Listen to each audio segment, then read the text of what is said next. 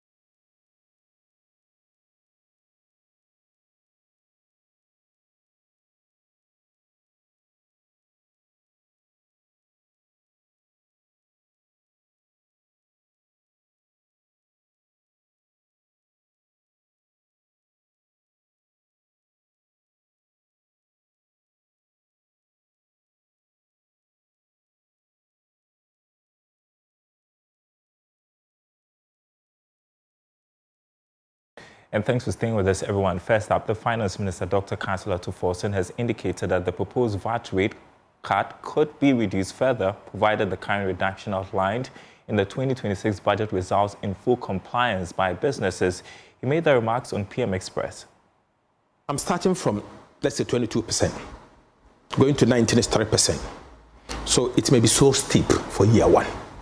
And so I start with 2%. And then in future, depending on the compliance effort we put in place, and if it works and the compliance efforts are doing well, yes, I've quantified some compliance effort, but is compliance still compliance? So you do compliance, assume that you get X, but wait until you get it before you go aggressive. But my promise also to the people of Ghana today is that if clearly 20% that we are now at, you have no justification not to pay VAT if you collect VAT. You are only a withholding agent. Pay to the Ghana Revenue Authority. And we are going to bring measures to get them to pay VAT. If all of us pay VAT and the PA VAT tax is doing very well, then there will be no need for me to stay at 20%. Maybe I can come down to 19, maybe even lower. And so the bigger the plate, the opportunity for me to be able to reduce the rate so that everybody else can pay. Okay. So 20%, I think is a good start. Very, very good start. And emphasis for me is start. Yes. Do I hear you say that you're going to implement this for a while? Monitor? Yes. And you are open based on feedback? Based on feedback and what do you call it? Impact? And impact. Look, until today, Ghana remains the highest VAT, effective VAT rate country in the entire of Africa. Okay. But this neutralizes it. Okay. All right, so government plans to spend 357 billion cedis in total appropriation next year, up from 293 billion this year. Officials say the increase is largely driven by a significant allocation for capital projects and the Big Push program. Spending on interest payments is projected at 57 billion cedis, slightly lower than this year. Meanwhile, the Finance Minister has defended the planned capital expenditure, emphasizing its importance for economic growth. Discipline and throwing out primary surplus of 1.5 means you cut waste and all. But in a typical fiscal consolidation, the group you need to shield is the social protection, the vulnerable. You need to shield them. So you could notice that in the budget I allocated 1.1 billion for LEAP. Yeah. I allocated about 2 billion cedis also for school feeding and all. Those needs to be cared for. And that is exactly what we are trying to say. But what we are trying to do is that the savings we make, not only to take care of the social sector, but you have to channel it into growth generating areas like infrastructure. And big push. Like big push. Big push. You're talking about 30 billion for roads. Exactly, 30 billion cedis for roads. Because, Evans, let's be honest. If you're not careful, you'll be caged in Accra if you live in Accra. From here, you're going to Kumasi, trouble. From here, going to Cape Coast, trouble. From here, going to Volta region, trouble. All our roads are in a terrible state. Not only in Accra and its environs, it's everywhere in the country. I don't know what happened. What happened that, how come we allowed our roads to deteriorate to that extent? Our roads are in a terrible shape. So here, President Mahama agrees that there is the need to use this big push to reopen the country and even open it and connect the country to opportunities. So the economy is projected to grow by about 4.8% next year, according to the 2026 budget. A closer look at the figures shows that the government has taken a moderate approach in almost all projections. Inflation is expected to remain within the single-digit target of 8%, while gross international reserves are anticipated to cover at least 3 months of imports. We met an economy in distress. Well, former Minister of Finance, Dr. Mohamed Amin Adam, has described the government's 24-hour economy program as a confusing mix of policy ideas. He pointed out that the government has failed to clearly outline how the initiative will attract investment, citing inconsistencies in the monetary allocations made for the project in the budget. His comments come shortly after the finance minister presented the budget in Parliament as the minority begins its response to the budget statement. Here's more. Today, the 24-hour economy policy is a confusing mix of policy ideas with no clear implementation arrangements. The same youth who were told they would have ships to work once this government comes to power continue to roam the streets without work, while farmers and traders complain of poor sales due to weak demand. The 24-hour economy program is estimated to cost $4 billion, of which the government is expected to contribute between $300 to $400 million. We are going into the second year since the program was launched, yet the government failed to announce in the 2026 budget the targeted tax incentives and rebates it promised to attract the investment. The allocation of 90 million Ghana cedis to the 24-hour economy for 2026.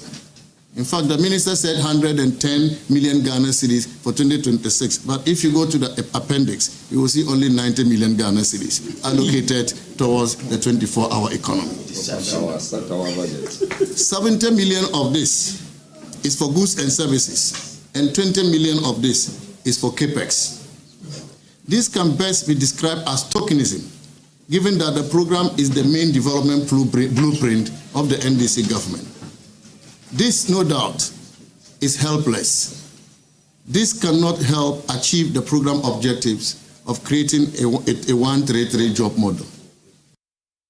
While away from the budget, advisor to the governor of the Bank of Ghana, Professor John Gachi, has disclosed that Ghana is ready to operationalize non-interest banking. According to him, the policy will help uplift and strengthen Ghana's economy and financial system. He made the remark at the Association of Chartered Certified Accountants Business Leaders Forum to promote sustainability in non-interest banking in Ghana. CA's Business Leaders Forum, held under the theme Sustainability and Non-Interest Banking in Ghana, brought together senior business leaders, policymakers and financial sector stakeholders to discuss how non-interest banking can contribute to inclusive and sustainable economic growth. Addressing the media, advisor to the governor of the Bank of Ghana, Professor John Jati, revealed that Ghana is prepared to implement non-interest banking. He stated that this will contribute to uplifting and reinforcing the country's economy and financial system. We are ready, and we are upbeat about that because we know it is going to diversify the way trade is financed in the country. We know that it's going to diversify the way projects and infrastructure is financed in the country. And then we also believe is going to inject new set of jobs into the country in the financial sector, more importantly in the capital market. New banking jobs will be created. He added that the central bank is working closely with key stakeholders to drive education and professional training in the area of non-interest banking, ensuring that the concept is well understood and properly implemented within the financial ecosystem. We engage with professional bodies, including ACCA, Institute of Chartered Accountants Ghana. We involve Chartered Institute of Bankers, Chartered Institute of Chartered Economists. We involve all of them. CIMA, the marketing professional bodies, we involve all of them. So we explain to them the need for development of a curriculum and the need of beefing up the curriculum to reflect the professional training that is needed in the area. Adding his voice, Director for Africa at ACCA, Jamil Ampoma, said non-interest banking will provide customers with more financial options while enabling banks to diversify revenue streams and enhance inclusion. There is non-interest banking happening already in some African countries.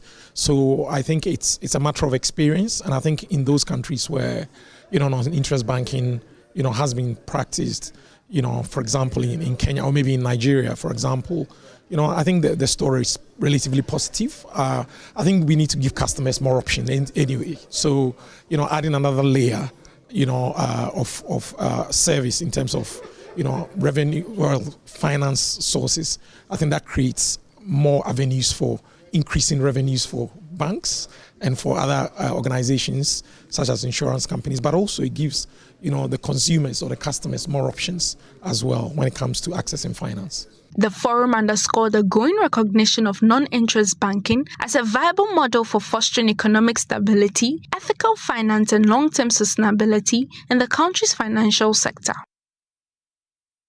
Now, new prime building cost index and inflation data shows construction costs falling again in September by 9.7%, marking a fifth consecutive month of declines from 12% recorded in August 2025. According to government statistician Dr. Al-Hassan Idrisu, the overall prices of inputs decreased by 0.4%, signaling cooling inflation across Ghana's building sector. Prime building inflation has dropped to 9.7%, marking the fifth straight month of decline. Second, month-on-month prices have been falling consistently for 4 months. Prime building costs reduced by 0.4% between August and September 2025. Third, materials and plant are driving the easing, while labor is stabilizing but adjusting more slowly. Fourth, a small group of items, especially steel and both skilled and unskilled labor, account for almost all the inflationary pressures we are seeing. And then 5, price declines in reinforcement, in cement, and in other low groups are helping to moderate the overall index. What this means is that the construction economy is in a period of relative stability. Costs are still higher than last year, but the pace of increase has slowed dramatically.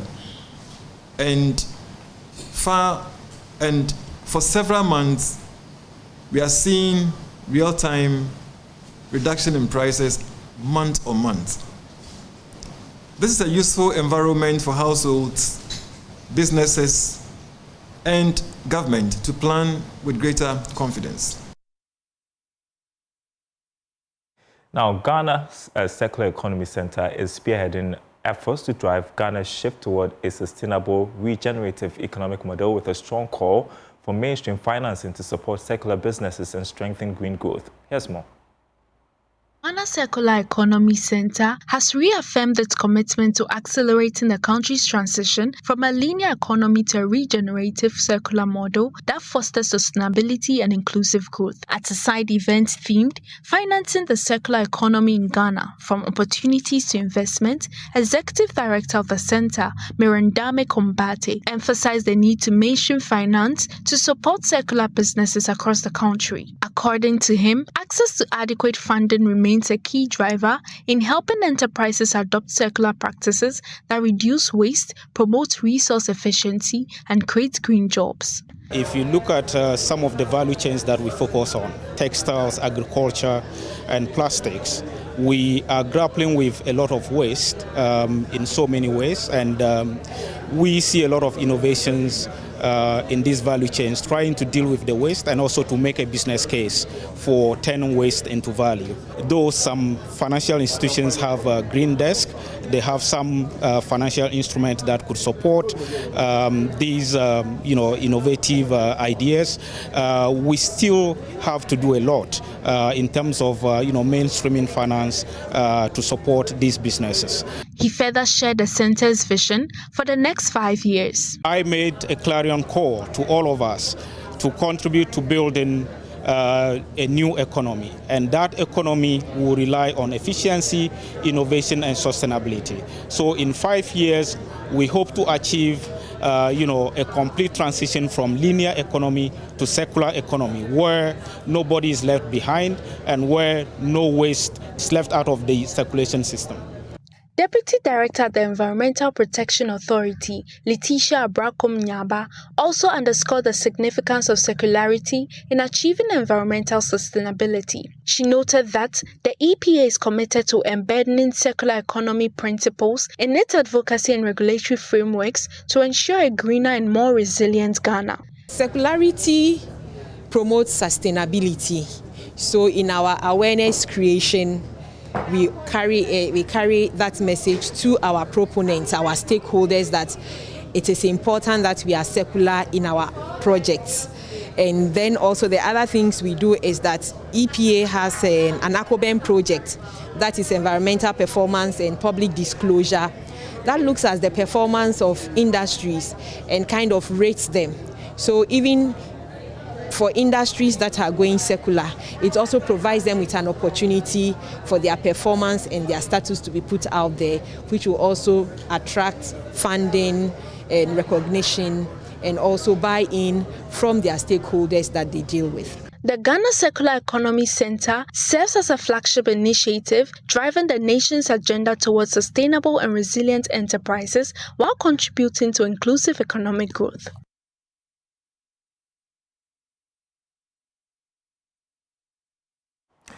Now, rising industrial demand is driving Solar for Industry's 1,000 megawatts solar project slated for completion by 2032. The initial 100 megawatt phase is set for commissioning in December 2026. The CEO of Quam Investments and LMI Holdings shared this with Joy Business after a sword-cutting ceremony at Agoto in Ningo Prampram district. Over the past decade, key projects by subsidiaries of LMI Holdings have sought to ensure reliable power for industries, especially within the thermal-free zones enclave and the Dawa Industrial Park. From its first bulk supply point to Ghana's maiden 330 kVA station at Dawa and the world's third largest rooftop solar project at Tema, these projects are driving green, competitive, and industrial growth. Solar for Industries, a Ghanaian-owned firm, is spearheading a $150 million 200-megawatt solar farm at Agoto, near Dawa, the largest private utility-scale project in sub-Saharan Africa. The solar farm will produce over 300 gigawatt-hours, meeting 2.5% of Ghana's power needs. Kojo Eduhine, who also serves as Chief Executive Officer of Quam Investments and LMI Holdings, leads the initiative. So in doing this, we're going to generate, like I said, 2.5% of all of Ghana's electricity needs, and we will be consuming all of that in the Tema Free Zone Enclave and the Dawa Industrial Zone. So we're well on our journey to being a green company where generation is concerned. Look, the difficulty has been dealing with the regulators. Not that they want to be obstinate, for want of a better word. It's just because we are at the forefront of it, okay? And so maybe we're moving faster than they can catch up with. But they're getting to understand us. Energy Commission, the Ministry of Energy has been very, very supportive. But like we keep saying, all of that wouldn't happen if IFC hadn't come in. General Manager, Operations of Solar for Industries, Matthew Akate, says the project will promote knowledge transfer.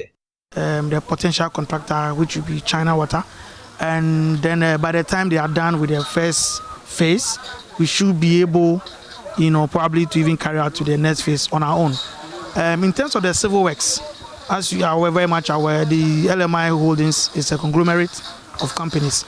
We have a sister company named John Murphy, which is also in partnership on the project, doing all the civil works. The layout, the water drains and all that on the project. So this is how we are looking at EPC. Of course, Enclave Power Company is the sole off-taker.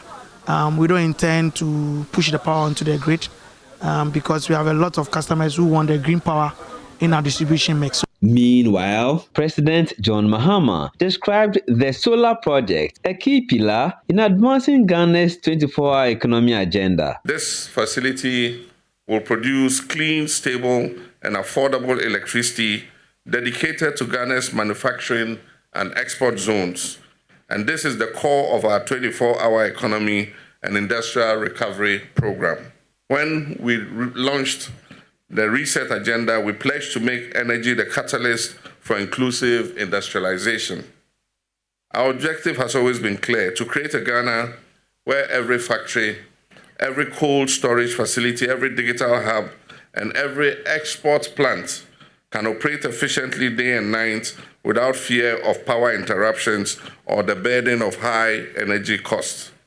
IFC Senior Country Manager Carl Kelhofer pledged the institution's support, highlighting the project's impact.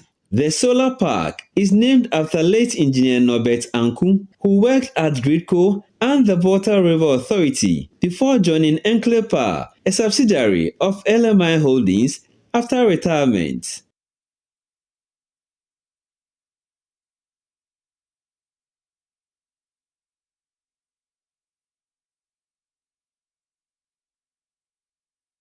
All right, you're watching The Marketplace. Up next, show business. And we're going to be talking about the 2026 budget. The Finance Minister, Dr. Kastler Toforsen, has announced a 20 million cedi Creative Arts Fund. Now, this will serve as startup capital to support music, fashion, visual art, culinary creative industries, and the wider value chains that sustain them. Well, on show business, we will explore how this and other interventions will impact the creative economy. Joining me, my colleague, Isaac Atase Nyako. Good afternoon to you. So what's in there? Well, a few highlights from the screens or from the slide. Major one is the allotment of 20 million cedis to the Creative Fund. Now, this is very critical because after the passage of the Creative Arts Bill, we've not seen enough commitment, enough monetary commitment to the space to ensure, the rollout of, proper policies to ensure the growth. You know that, according to the Statistical Service, the creative art contributes about a little over 2% to the economy.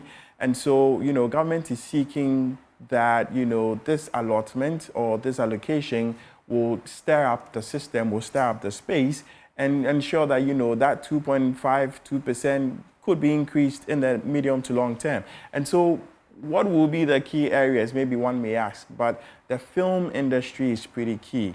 There's been conversations about Kumawood, how to revive Kumawood, what should be done to revive Kumawood, but funding is key in this light, Darryl.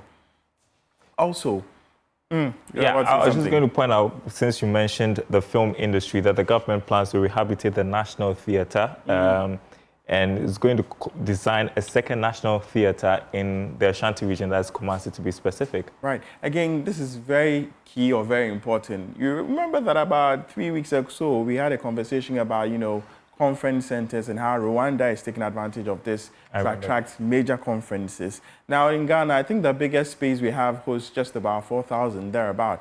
And so, having a new one in Kumasi could also decentralize events, send some events to Kumasi. Sarkodie hosted his event in Kumasi, sometime last month. It was pretty huge. But then again, the call for a bigger space.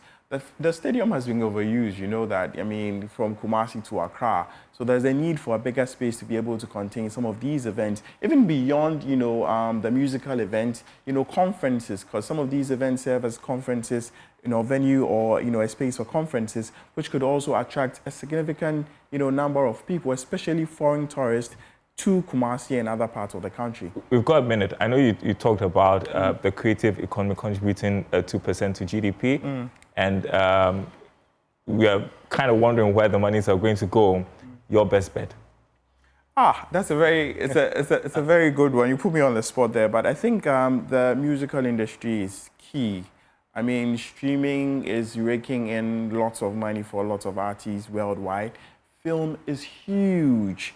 Film is very, very huge. If you're able to grow our film industry, Kumawood alone sometime back used to hold the whole, film industry in Ghana. And there's also mention about, the film fund to revive Ghana's movie industry. And so, if you're able to put in monies into these sectors, I'm sure, and now there's also the new media as well. All of these blogging and all of that. The right training, the right funding to ensure that all of these podcasts springing up are channeled through the right ways, so that they can also contribute to the economy by way of GDP and also create jobs. You realize that these industries, has the ability to create, jobs that you and I wouldn't necessarily be able to put a finger to, but in the value chain, there'll be a lot of jobs that will be created. One person hires a camera person, a sound person, an editor, and it goes on and on and on. All right. Yeah. That's it for Show Business. Thank you so much for joining us, Isaac Atasenyako, with those updates. And that's the marketplace. My name is Darryl Kwal. Thanks for watching. There is more news on our website, myjoyonline.com/business. We've got the day's latest stories from over there. My name is Darryl Kwal. Thanks for watching. Nice sneakers, by the way. Can you show that again? That's our show. Yes. We are back same time next week. Goodbye.